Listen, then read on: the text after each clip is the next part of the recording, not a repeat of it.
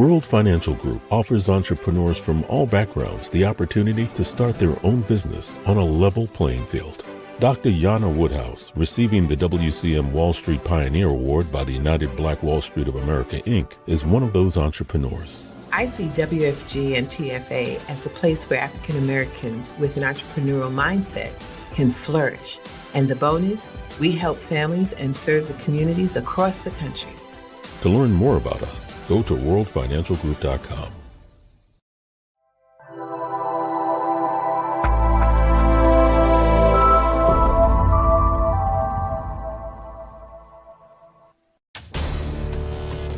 We are the sons and daughters of the soul. We are resilient and forever forward-thinking.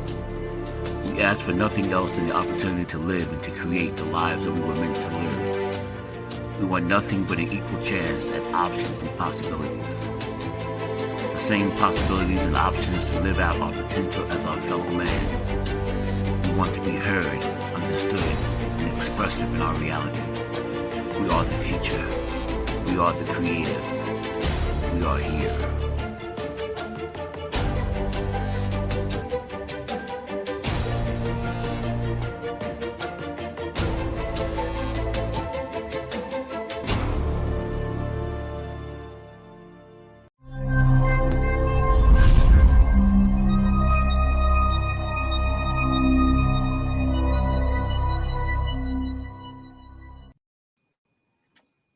Happy Tuesday. I am so excited, like I always am, to be in this space, and more so tonight. Tonight is a special night. One, I guess, May is Mental Health Awareness Month, and it's so important for us to take care of our overall health, but also our emotional health and our mental health needs, correct?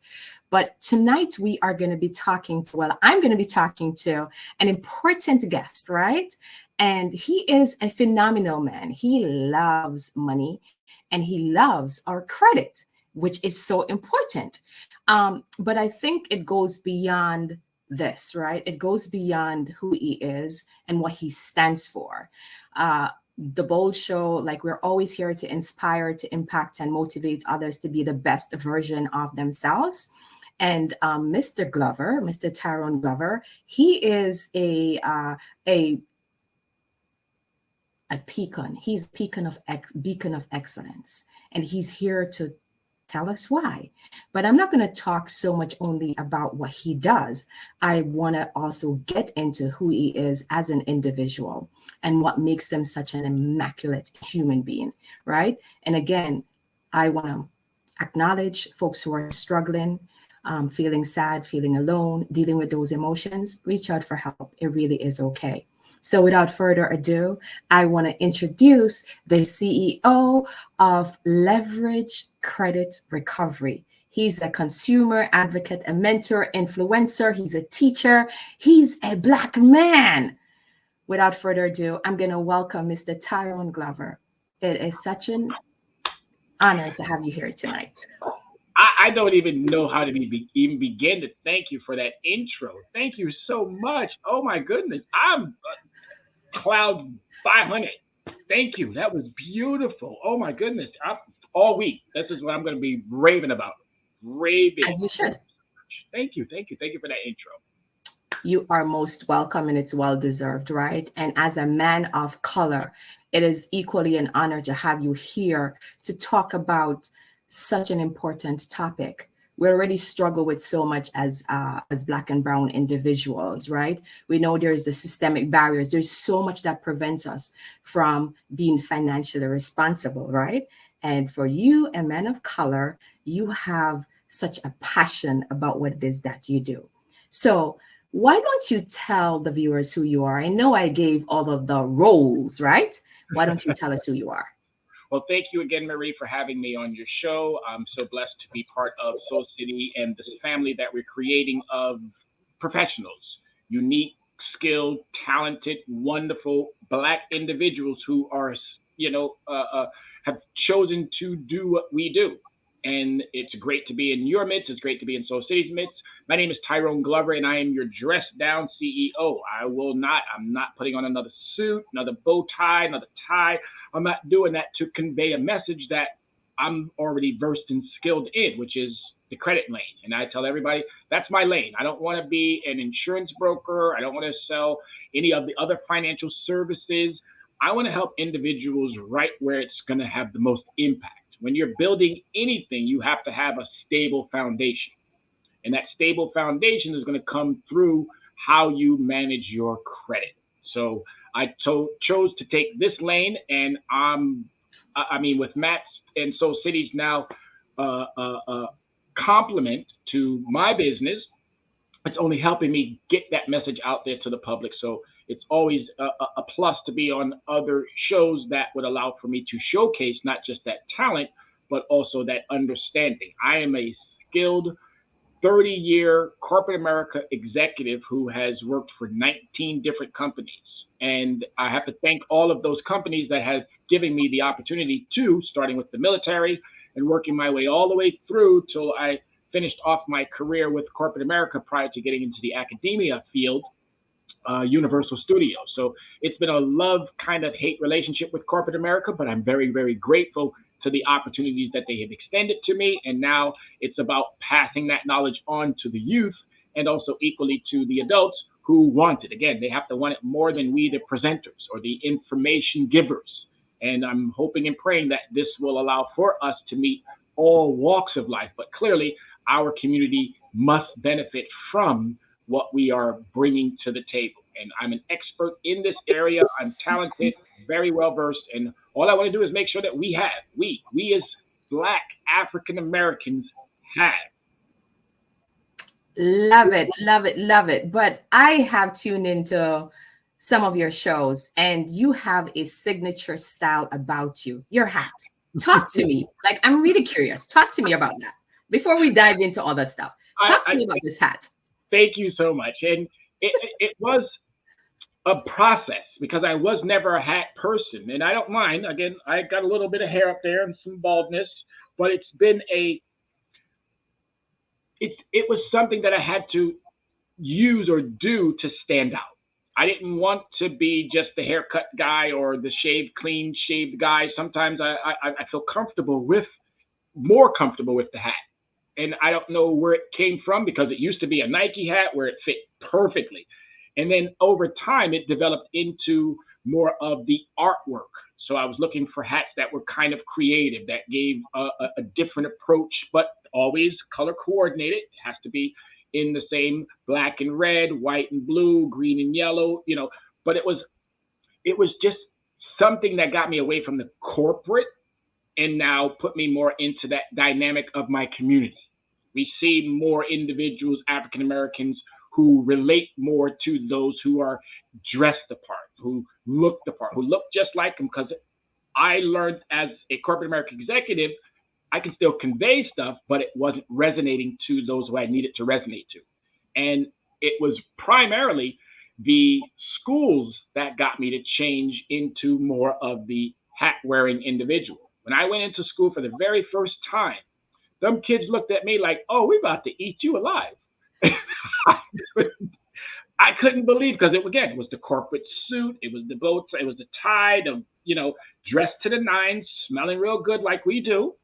And them kids was like, no, you are not going to make it here. And I was like, well, wait a minute. I'm a soldier. I've been around a couple of blocks, but it took us about a week. I had to dress down. I had to really learn what was going to help me help them. So it was music that helped. It was dressing the role, but not giving up the understanding of who I am.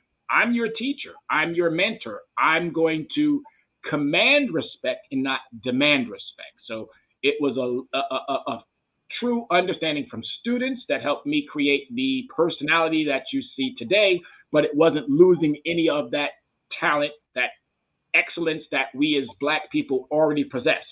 So I made sure that I didn't lose anything. I just refined it so that it now can send that message to all walks of life. So that came through that. I love it. And it is so important because as a social worker, just sitting here listening to you, that is what you basically did, was connecting and engaging. Because our kids, our youths, and we'll dive into that shortly, our youths want to know that whomever they are communicating with can relate to them and really understand what it is they're going through so they could grow together. So thank you so much for that adjustment. But I want you to talk to me. Why are you so passionate about credit, finances, accounting? Talk to me about that. I grew up poor. I grew up as a foster child, and it was knowing at an early age that you were a financial resource for somebody that didn't sit well for me. And I went into foster care real early. And I know my biological mother. I have a great relationship and a love for her. I know my biological father, God rest his soul. I know all my biological siblings, but we just didn't have that, obviously, that connection that allowed for us to all stay together. I was lucky enough to graduate high school. Didn't know how I graduated high school because in foster care, sometimes you don't get that desired care, that love that's supposed to come. And I'm not faulting them. It was different time frames, different circumstances. But I was always somebody who watched and paid attention. Always had that eye. And I never knew it up until this time frame why I was so observant, why I needed to pay attention.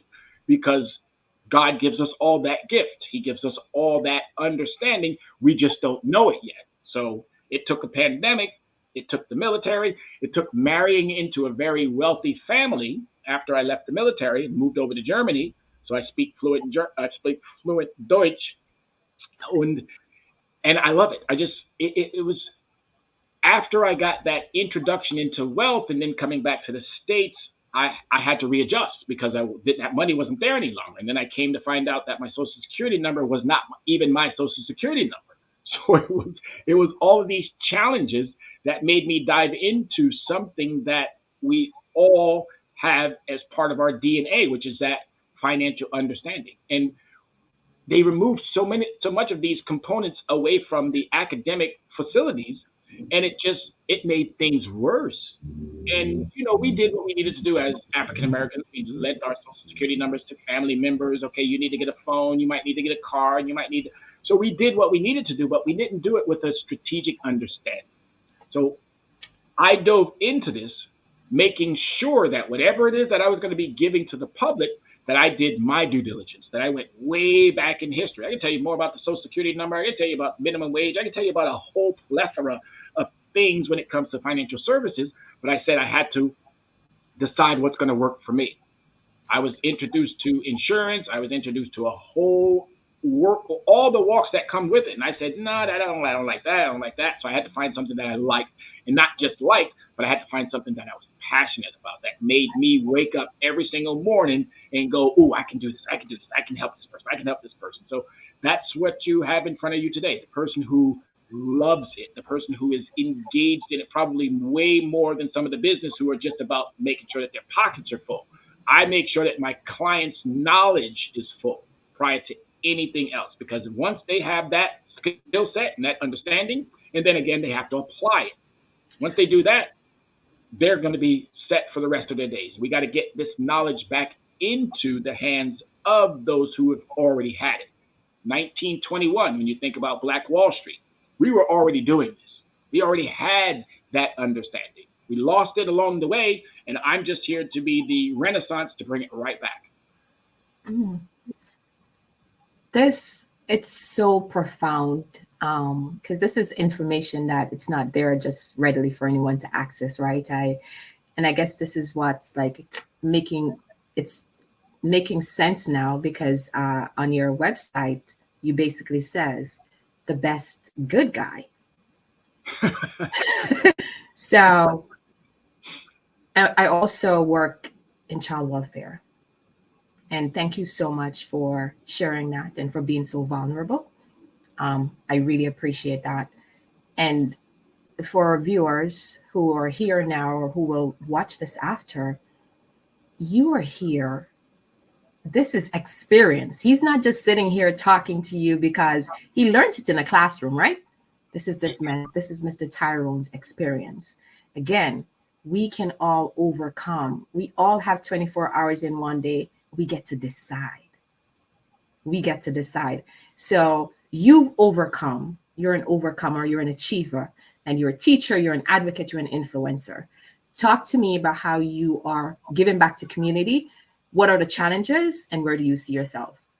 Well, giving back is a daily understanding because, again, as you so eloquently stated, I'm a teacher. I'm someone who has been in, of the 40 schools here in Yonkers, I've been in 23 of them. So the connection that I make with all the kids is about really just that they have a trusted figure amongst the plethora of academic professionals that are there. And a lot of them, again, I don't, never speak ill of anyone, but a lot of them, sometimes they may have forgotten what their true calling is. And it's okay that you may not like it any longer, but you got to do it for not just self. And I think that's being selfish when you are just doing it for self. You really have to look out towards the audience and say, okay, you know what?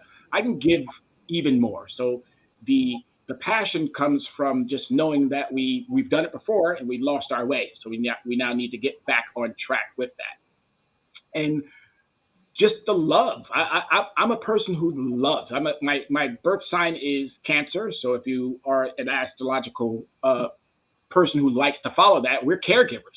We are someone who genuinely cares for our fellow brother and sister. And it doesn't matter your ethnicity, it doesn't matter your race, it doesn't matter your gender, it doesn't matter anything. If you're struggling, I'll literally give you the shirt off my back to make sure that you have, and I'll go without for a minute because, as you said, I'm someone who doesn't mind. I'm resilient. I'm someone who has overcome so many obstacles, and looking back now at it, I'm like, wow, I'm technically not even supposed to be here with you today. I was part of the flight attendant crew that was lucky enough to not have been in the same path as those other flights that were going to the West Coast during 9/11. Wow. I was again. God has me here for a reason, and now I know what that reason is. I know what it is. It's to give from what He has given me, which is the knowledge, the understanding, and the patience to be able to take on this monumental task when it comes to talking about a sensitive subject like your finances. Because people are they're kind of standoffish when you start talking about money and how they're not using it wisely or properly. And there's been a lot of these tug of war situations that I've been in, but it's nice to say, hey, those onesies and twosies, I don't need the whole group. I don't need 20s and 30s and 40s and 50s. Onesies and twosies.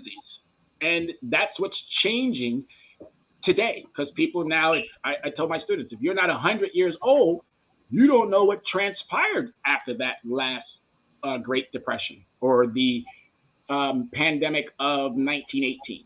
You have no clue.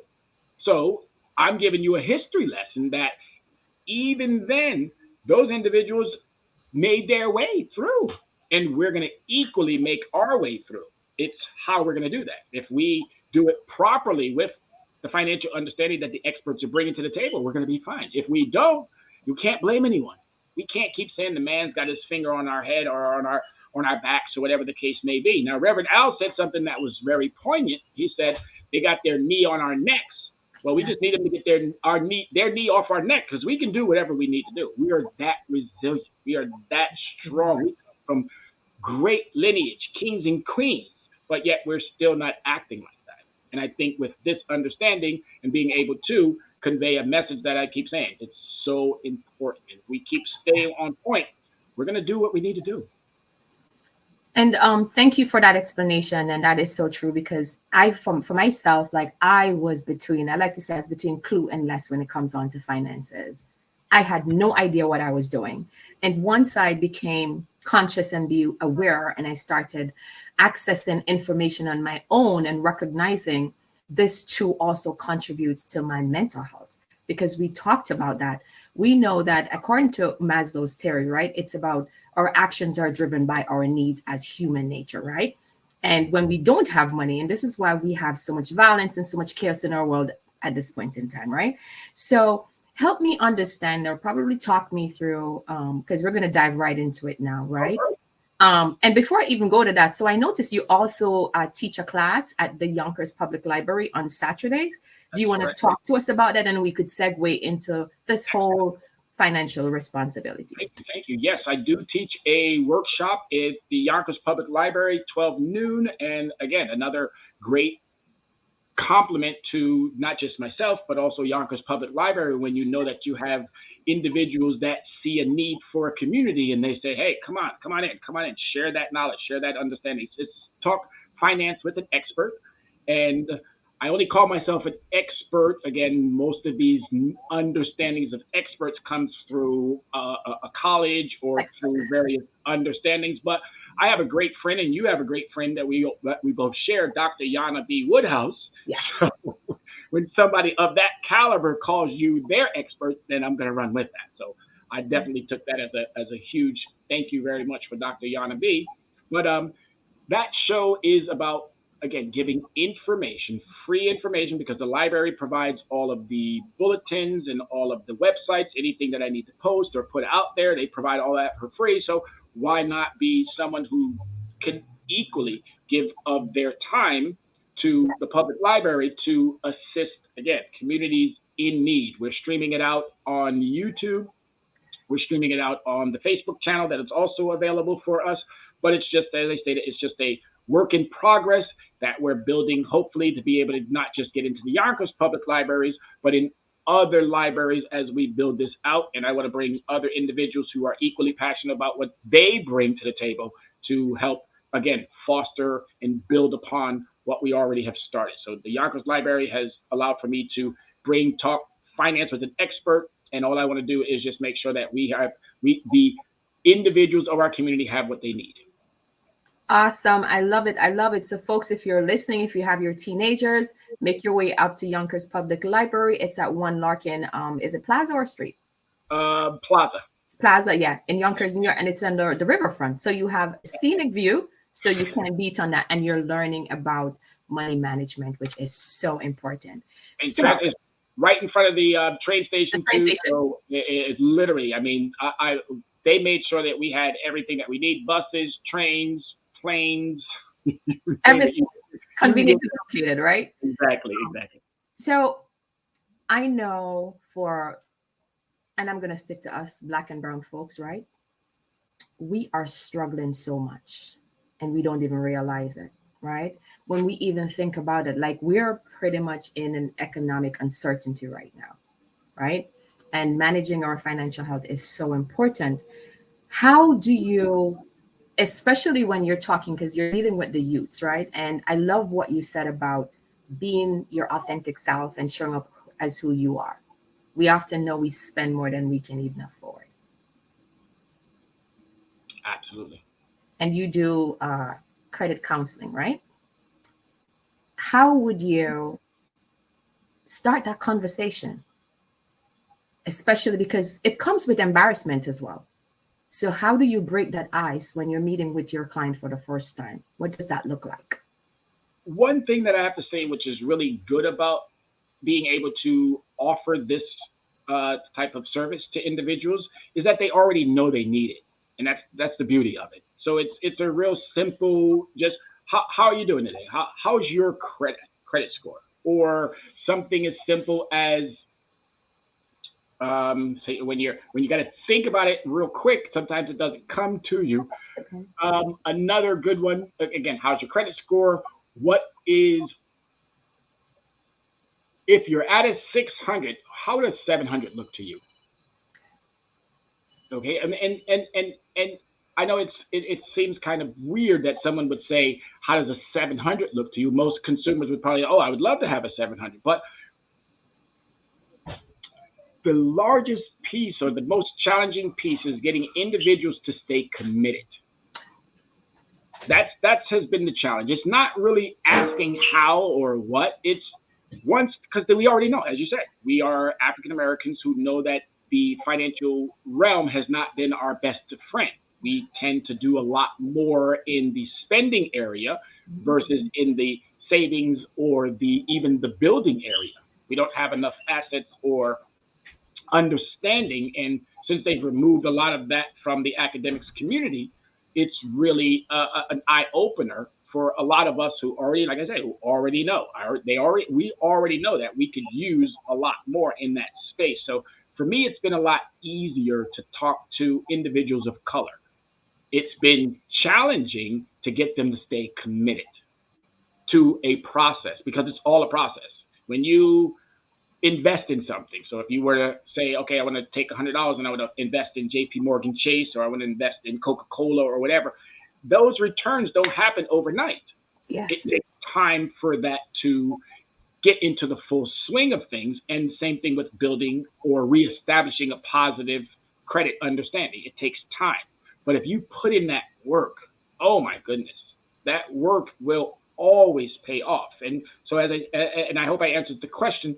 For me, it was not about what type of a question I posed to someone, because as I said, they already know. If they've looked at their credit or they went and attempted to try to get something from the biggest time of the year is during the holidays, Christmas, where they're offering, 10% off here, 10% off there. It's really about just getting a person to stop for a second and just think. Is spending more than building? Is spending better than building? And once we start understanding, wow, I should be really putting this to the side, building for that rainy days. And we know as African Americans, it's been nothing but raining when it comes to finance. So it's just establishing, delivering a different approach to, and on my business cards, it says just teaching a business mindset. I'm a corporate American executive. So for me, it's always about, is your business growing? In that business of your household, is it growing? Because if it's not growing, then you're giving all of your resources to real businesses. Not saying that your household is not a business, but we have to start thinking a bit more strategically. You're dealing with businesses, so how come we're not thinking that our household should operate equally as a business? So I use a variety of different approaches with consumers. I hope I answered your question. Yes, you certainly did. Thank you so much for that. I truly appreciate it. Just sitting here thinking and just like actually listening to you,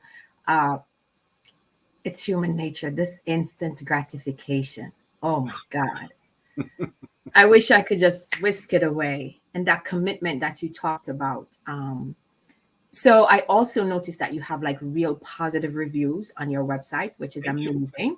So I want to push a little bit and ask about a challenging review that you may have received, because, you know, as individuals, we're always looking to grow ourselves as well as our business. So have you ever had a negative review that was ever given to you, and how did you handle that? And this is the beauty of this area of finance. It's okay to get someone who says, this is not working for me, because it lets me go back and reevaluate what didn't work. What was it that maybe I may have delivered something that was to a consumer that probably wasn't the ideal fit. I'm kind of like, I look at things like an actor. You're not going to always get the starring role. So it's okay to be, you know, someone who sits on the side or someone who's the supporting cast. So I never take anything personal. If someone says, hey, I want a refund or whatever the case may be, here you go. We're not able to help every single person. So a negative comment doesn't, for me at least, I don't hold on to it. I grow from it. So when a consumer tells me that, hey, this is, your recommendation wasn't sufficient, great. Please elaborate what was it that wasn't sufficient. And then if you want whatever, again, you don't have to go into great detail. I just want my refund. Nope, here you are. If you ever need us back again, and here's the beauty of that, they always come back. They always, every person who may have said something in the past about, oh, you know what, this is not working. I even have some Republican friends, and I'm an independent, and my Republican friends who we don't talk about politics, we just talk about finance. Because if we talked about politics, we probably wouldn't be dealing with the finance, because that's how much of a important understanding that this is, that we leave the politics completely out and we focus strictly on the business. But negative comments for me are builders. Everything in this realm is about building. It's not about, oh my God, I internalize it and now I'm going to wait 3 and 4 months before I get back out there again. Nope. I take that negative. I look at what I could have done better for that client and I build upon that. And I thank that client for the positive or negative review. It doesn't matter to me. Not every person is going to be an ideal fit for every business. You heard that from the expert. You all heard it from him.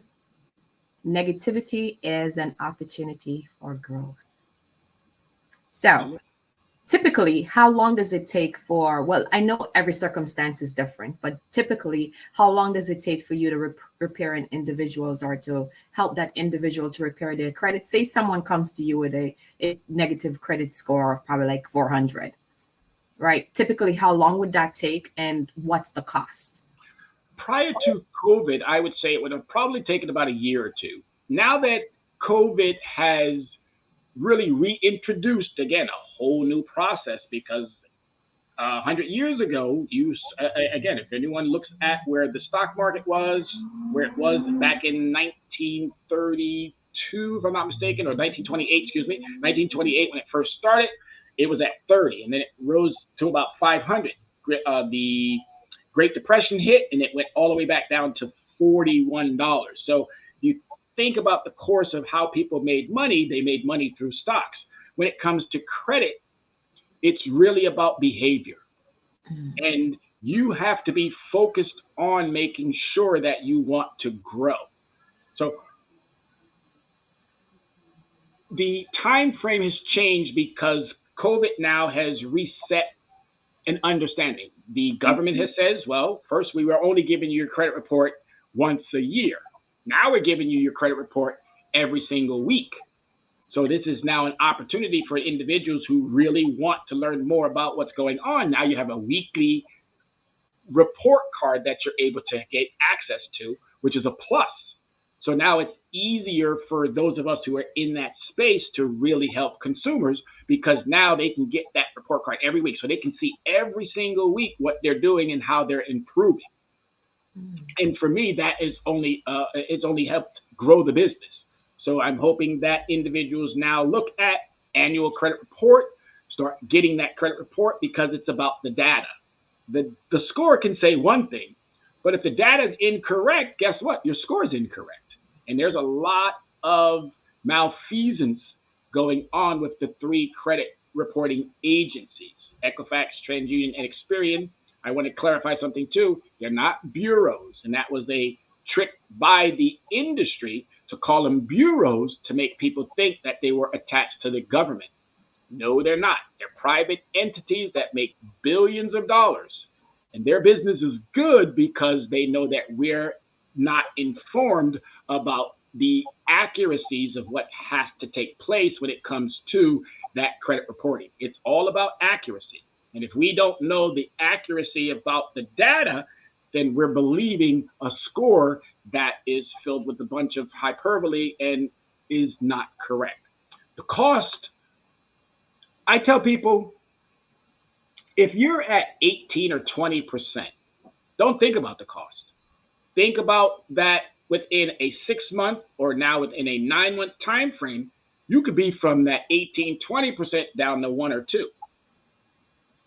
And that's where it really starts to hone in on individuals who have a business, not a business, but who are a bit wise to interest.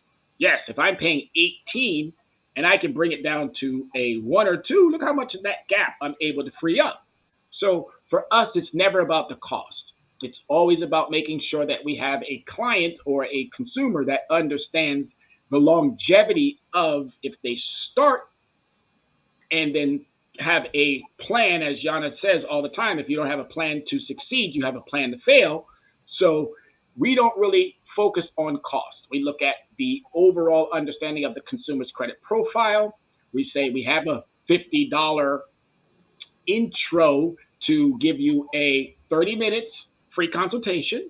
Then we can take you into whatever time frame. After an hour, we put you on the clock. So it's going to be $50 an hour, but we get consumers pretty much done within that first 30 minutes. We have them already on an understanding. You can either do it for yourself, meaning we'll coach you. That's what the Saturday sessions are for, to walk you through. If you want to be that type of a consumer who, hey, you know what, I don't have the time. or excuse me, I have the time and I'll make the time to come to your workshops, or I'm a type of consumer that doesn't. I'll evaluate. It's a free credit analysis, which we give you a state of your credit, and then we give you a roadmap to financial success. That, again, if you want to do it on your own, here you go. And if you want us to be the leader in making sure that everything is being done properly, then yes, we'll set up a cost analysis that will work to your budget, not to our bottom line, but to your budget. Because if we can keep you on point, the cost is going to pay off much, much later down the road. Because think of it like this. If you didn't have us and you went out and bought a car, and that car you got hit with a 22% interest, that 22% interest, I like to call that default, because it's only just a matter of time before you default. You're talking about $800, $900, maybe $1,000 car payment. That's without insurance. So Wow. that insurance now is going to add another 200, 300, 400. Then you forget about wear and tear. So there's even more costs. But by working with us for, say, 6 months, even 3 months, by using credit building transaction methods, you could see yourself in 3 months from a 400 to a 600 or a 700. Now you go looking for a car 3 months later, instead of getting hit with a 24% interest, you probably get that car at a 3 or a 4. So there's always pluses that come after, but you got to weigh those yourself. And it's up to us, the company, to make sure that the client fits. If it doesn't, we should be very cautious and tell that client, you know what, it's not going to work for you because you don't have the resources or income or whatever it may be. Build on that. And I'm a corporate America executive. I'm someone who can tell someone, go get you a second job. Go get you a second hustle. Find a niche that's going to work for you, because what you're doing right now might not be sufficient, because you're going to need credit building products. It's all about the products, what you're doing to build, not just having, but are you building properly? Awesome information. I hope folks are really tuning in and will listen. And while you're at it, can you recommend some agencies that tracks our credit score over a period of time so we have access? Because I think that's also great information for people to know. Absolutely. Fair Isaac Corporation, which is the FICO, FICO, that's one company that is more nationally known throughout the credit realm. You do have the Equifax, TransUnion, Experian, but again, you got to be careful of those. Those are the culprits that created all of these problems to begin with. You do have the CFPB, which is the Consumer Financial Protections Bureau. If you run into any issues with not getting your reports or things of that nature, there's a lot of companies out there, but I always tell individuals, do your homework first. There's Lexington Law. There's a host of different credit reporting, not just credit reporting, but credit companies. And this is why ours is different. We focused on the recovery because it's a behavior. A lot of individuals focus on repair. You can't repair credit. You can't repair a behavior. You have to recover from bad habits. And that's the only way that you can really address this concern. And the industry itself has always focused on repairing. You can repair a broken window. You can repair a flat tire. You can't repair bad behavior. You have to recover from bad behavior. You have to have mentors and tutors and teachers and influencers, people who are passionate about your recovery. Alcoholics Anonymous, they focus on recovery, not repairing, because you can't repair an alcoholic. You have to recover from, and you need the tools and the resources from those experts that have gone through a lot of that detrimental behavior. So that's what we do here. And it's the difference between a company that focuses on recovering, even debt consolidation. No, because that was a lesson learned, that you're giving someone something that you yourself can do. You can negotiate your terms and conditions. You just have to know, how do I negotiate those terms and conditions? We all can speak, we all can talk. We just need to know the business lingo. Exactly. If you go to a different country, you're probably going to either have a translator or you're going to have a book that you can translate yourself, but you're not just going to go out there and attempt to do it on your own. It's going to be very challenging. You might get what you need, but it's going to take a lot more work to get there. But with us, it's all about making sure that you have all the tools prior to. I tell everybody, don't think that in a week or two you can go buy that car. It's not going to happen that fast. Don't think in a week or two that you can go get that apartment or that home. It's not going to happen that fast. You got to put in that work, and once you put in that work, the payoff is going to come. ROI, return on that investment. Return on that investment. Everyone should always be thinking about the return on their investment. Wow. This, like, I'm just sitting here and I wish I'd met you like in my younger years. So I literally had to learn. I learned the hard way. But now, like, I pay attention to every single thing I do. And I'm really hoping that my sisters and my brothers, like, they will understand the importance of having financial wealth and just the knowledge. Because sometimes it breaks my heart when I look like folks they live in the projects. I'm not knocking the projects, right? But you see these expensive cars. And I'm saying to myself, where did we go wrong? So talk to me about the disproportionality of when we talk about even our income as Black people. Can you shed some light on that? Absolutely. Okay. Oh, definitely. Thank you for, again, your questions are so, and I'm just so great. I mean, I'm just so glad that I'm on a show where the host has equally that passion and love for the community. And the government set it all up. So when we think about systems weren't broken. They were designed this way. When you think about the Constitution, we weren't included in the Constitution. We were just a consolation prize that came with the Constitution. Free labor. When you think about the number one and number two crop that built America was cotton and tobacco. Yes. And that was free labor. So not knocking those who are in situations where they would not love to find themselves, but it is a stepping stone. And all you need is guidance and support.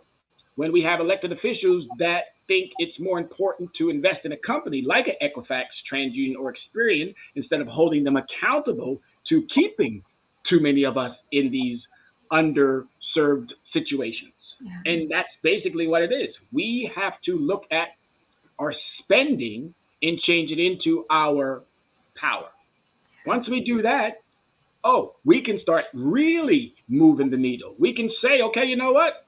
I might live in the ghetto, or I might live in an underserved community for now. But if I apply some of the methods and tools that I'm getting from Marie, and if I apply some of the methods and tools that I'm getting from Tyrone, and I apply some of the methods and tools that I'm getting from other experts in their field of study, in a short period of time, I can see myself out of these situations. But it's going to take both. It's going to take the willpower of those who want it more than the presenters, and it's going to take us to make sure that we're putting into these elected offices individuals who also care about us as well. They can't just say they care and then their policies dictate something different. They have to actually care. And when they do that, guess what we'll have? We'll have those ladders or those steps that get us from, if I'm living in a slow bomb, or if I'm living in a Whitney Young, or if I'm living in wherever it is that I'm living, and I want to be out of that, say, in 6 months or a year, it's more than possible now. The resources since President Obama has been plentiful. Obama threw out a lot. Trump threw out a lot. Biden threw out a lot. So it's all out there. It's all out there. We just now need to find those willing partners. And that's the big key. Willing partners that want to go through the ups and downs and the challenges that may come. I always say to people, I've already done heavy lifting for you. You don't have to do any heavy lifting. All you have to do is apply yourself and then stick to the plan. Wow. Mr. Glover, we need more of you out there. Talk to me about your company, your size. Like, how many staff do you have? And what are some of the core values? I got a sense of that, but I like to hear from the horse's mouth. So talk to me about some of your core values and how large is your staff? Well, I'm a home base. You can see I'm on the couch. So Okay. I do everything right from this computer that I'm talking to you right now. Prior to COVID, we gave all of our clients, we had about 300 clients, we gave them all the time off to reevaluate their circumstance. They're slowly coming back now, so we're grateful for the ones who have realized, hey, you know what? COVID did prove that I still need financial literacy. And we're just now opening the door again to nonprofit organizations, churches, any groups that really see that you're already giving the community something. You just need to find that synergy, that next new energy that's going to be able to grow that even more. We're looking to create a nonprofit alongside with our for-profit. Again, I believe it's so important to give things away for free.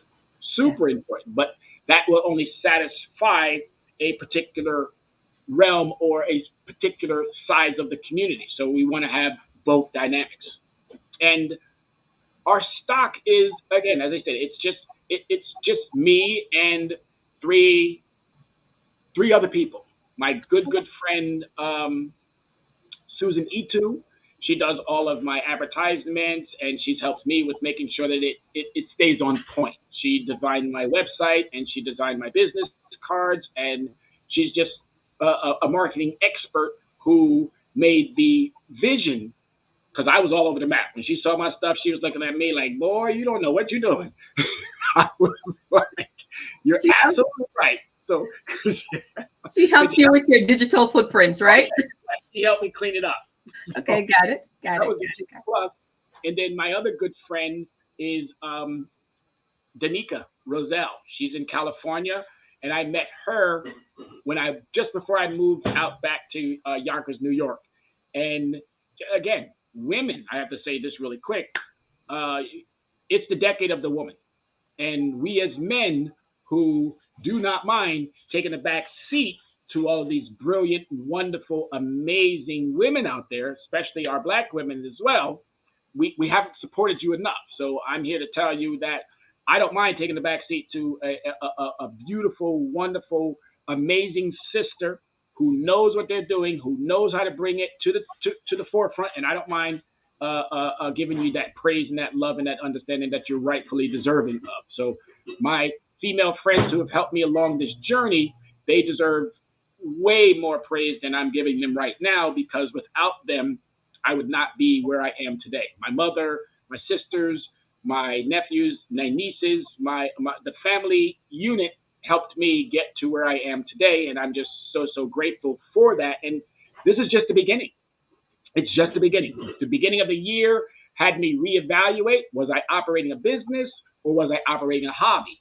I found out that I was operating a hobby, so I needed to rethink the structure of how I wanted to make this and formulate this into that business that will now be able to invest more and seek out now opportunities that comes to all business with raising capital and really just now taking it to that next level. Because as I stated, perfect timing. Perfect timing. We're 2 years after COVID. We're seeing more individuals now realize that their financial situations are not as ideal as they thought they were. And with not having that financial literacy knowledge is huge. I never knew that we had to be financially intelligent until someone asked me, are you financially intelligent? I had to think back for a minute and go, well, what is financial intelligence? Financial intelligence is applying the financial literacy That you learn.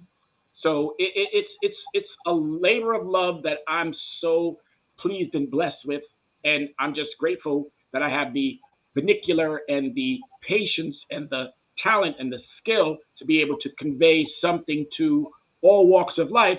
Primarily, as I stated, individuals who look like you and I, and the response is phenomenal. I am so grateful to Yonkers Public Schools.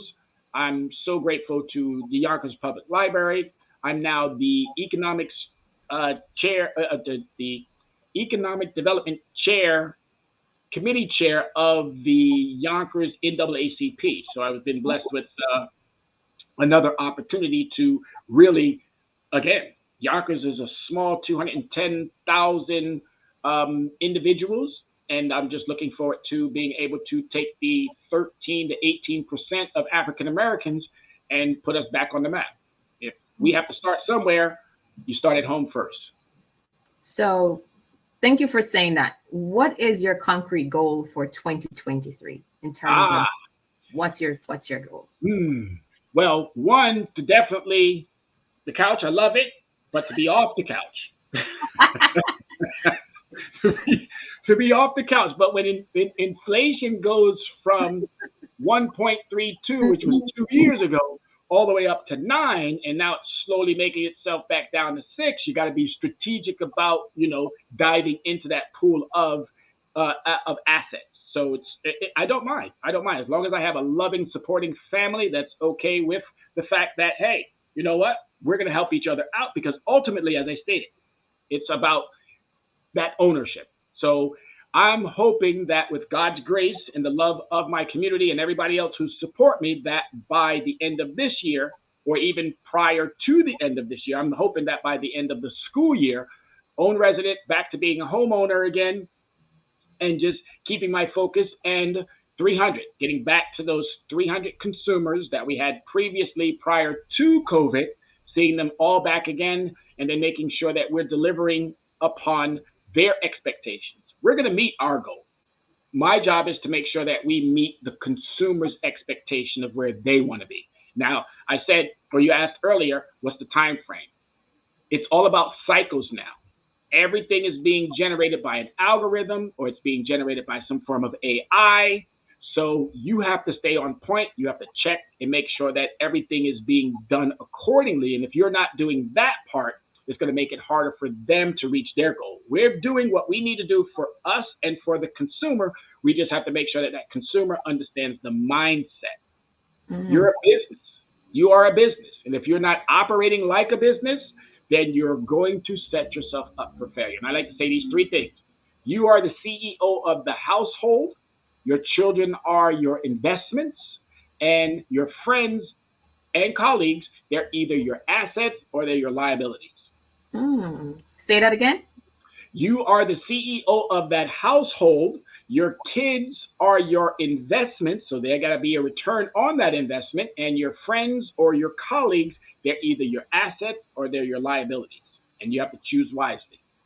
I love it. What's your greatest achievement? Or achievements? Greatest achievement is having a spiritual connection with the Almighty.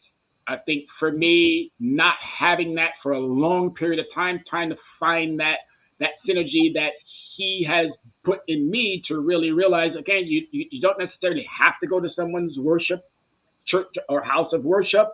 You can worship with Him alone. But having that connection is what I lost. And it's nice to be able to have it back, because everything that I do is done because of Him. I don't do anything without knowing that God is leading. Even this conversation that we're having right now, He's leading that conversation. None of this is done through me alone. So I'm not a person who forgets where He's come from. If it were not for Him, when I sat down in California and the things weren't going accordingly, and He said, boy, I told you I'm going to make you spend all of that I gave you. I need you somewhere else.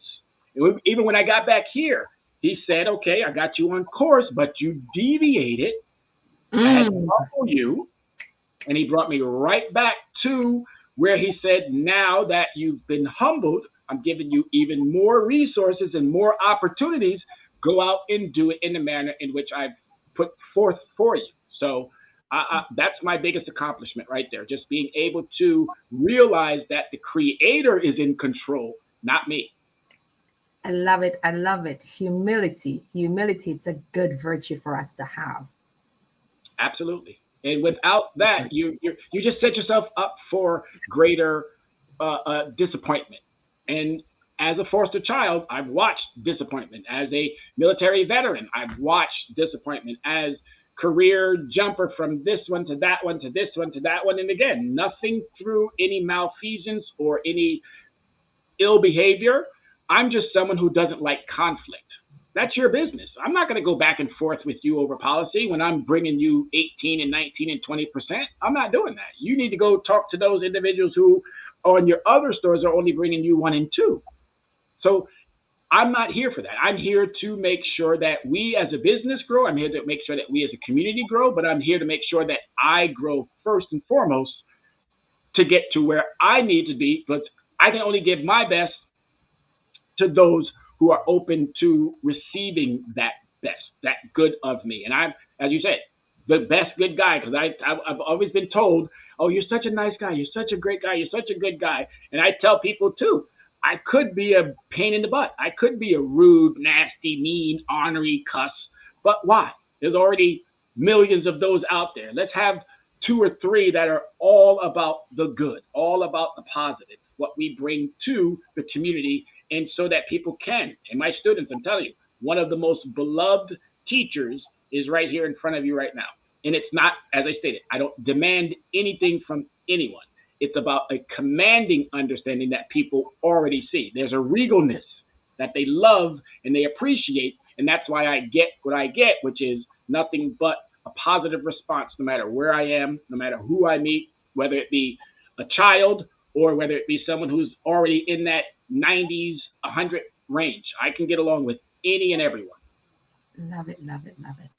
As a Black man, and you have been vulnerable and you've shared your challenges and how you've been resilient. How do you heal and how do you continue to take care of yourself? Wow, that's another. Again, I have to put it all into the man's hands. I mean, without it, and I think we have to get closer in these times of trials and tribulations and the amounts of deaths that are going on and all of the political situations. It's because of him. And my trials and tribulations are nothing compared to what he went through, and nothing compared to those who are still going through what they're going through. So I just look to him for everything, and I just make sure that I'm walking in that same understanding. You'll never see me doing something different than what you see today. You won't. You won't see me speaking out of one end and then talking in another manner. This is me, and I think people want authenticity, I think I said that properly. Authenticity. Yes, they want that. They want someone who's real, someone who doesn't mind telling them, this is not how we act. My nephews and nieces will tell you all the time, you can't hang out with Uncle Tyrone if you're not proper, if you're not, again, doing the things that we know we're supposed to. If you're out there acting the fool, acting crazy, or doing, that doesn't work, because that's not who we are. It's not who we are. We come from royalty, so we need to get back to understanding that's how we must display ourselves. It's not a front. Oh, you talk like the white folks. Well, how do white folks talk? Because I never really understood that. Or one of my nieces said when I was younger, oh, you don't talk like us. Well, how do us talk? Because I just use words. I use the same words that other people use.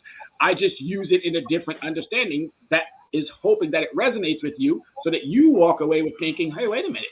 Maybe I don't have to keep using the 7 words that we use on a regular basis, knowing that we have 180,000 words in a dictionary, but we use only a select few to convey our messaging. No, we have to do better. So I hope that, again, answered that question. It absolutely did. If your best friend was here and I asked him what he liked least about you, what would he say? I talk too much.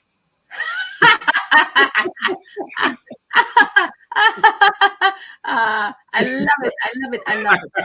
Love it. I love it. I love always it. giving that advice. I'm always giving. Even one of my best friends he had himself in a little bit of a situation. He's like, "Come on, just get to the meat and potatoes." And I'm like, "What do you need? What do you need? Okay, here you go. Bye." So, yeah, I love to talk. I think it's important, but as long as it's of value, it has to be a value. You can't just be talking just to be talking. It has to be something that individuals will look at and go, you know what? I'm gonna apply that, and it's gonna pay off. That's the plus. It's going to pay off. Okay. We have 3 minutes, so this is the rapid section. Do you have a love of your life right now? Me. Okay. I'm in love with me. I did. I was married once. I was in a long-term relationship. I've only been in 2. relationships, and I'm going to have to, put that on pause until here is right that I can, because I'm about 50-50. And once it goes 51-49, 51 is going to try to get to 55, and the next thing you know, you got an upside down relationship. So it's really about that.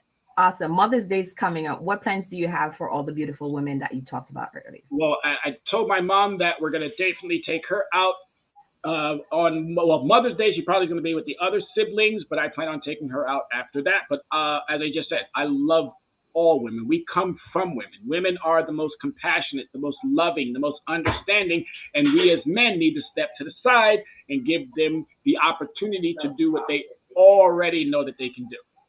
That's all it is. We just have to get out the way and let women do, because they will probably do a much better job than we as men. And clearly men have not been doing what they need to be doing, because you can tell by our political situation. So let the women shine. Happy Mother's Day, early Mother's Days to all the beautiful women out there. I love it. I love it. I love it.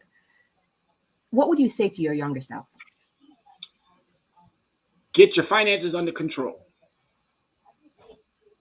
What words of wisdom? Okay, go ahead. Sorry, I'm going too fast. Go ahead. Get your finances under control. Definitely prior to 25. Got it. What words of wisdom would you like to leave for the youths or anyone who's going to watch this later? Patience, understanding, commitment. Finish the statement. Tyrone is the best good guy. Thank you so much. It was such a pleasure having this amazing conversation with you. May you continue to just spread your blessings, your knowledge, because we need it so much. Have an amazing rest of your night on purpose and an incredible week. Thank you, my viewers. All the success in the world to you and yours. Continue to keep giving us that bold understanding. Again, nothing but great success. I wish you and yours a wonderful rest of your evening, and continue to stay well. Thank you. Received. Yes. Good night, my viewers. Good night. Thank you.